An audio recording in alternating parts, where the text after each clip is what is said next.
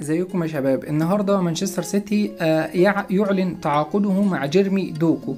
طب جيرمي دوكو ده كان فين؟ كان في ريان الفرنسي، وقبل ما يكون في فريق ريان الفرنسي كان في اندرليخت البلجيكي. اصلا هو لاعب بلجيكي، يعني هو بيلعب تبع المنتخب البلجيكي، كان في فريق تبع الدوري البلجيكي بتاعه اندرليخت، وبعد كده انتقل من اندرليخت لريان الفرنسي، ومن ريان الفرنسي الى مانشستر سيتي.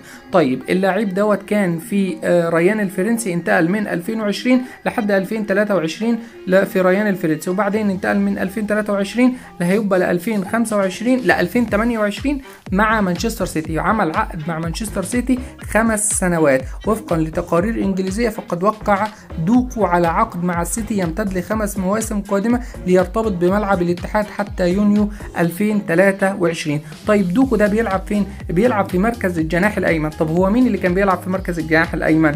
لو حد عارف كان يقول.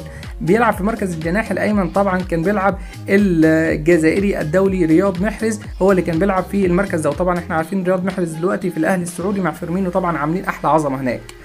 فالبلجيكي ده هيعوض مكانه. هي مانشستر سيتي عملت كام صفقه في الانتقالات الصيفيه دي؟ مانشستر سيتي يعتبر من اقل الفرق اللي عملت صفقات، هي ما عملتش الا صفقتين. الصفقه الاولانيه ماتيو كوفاسيتش قادما من تشيلسي، والصفقه الثانيه اللي هي البلجيكي جيرمي دوكو. هي دي الصفقتين اللي عملتهم. طيب جيرمي دوكو مع ريان الفرنسي الفريق اللي كان بيلعب فيه السابق قدم ايه؟ والله هو كان معاهم من 2020 لحد 2023.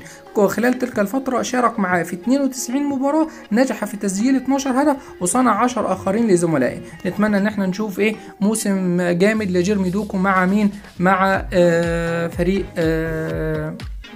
مانشستر سيتي وجوارديولا، وعاوزين نشوف جوارديولا بخير الفترة الجاية. سلام.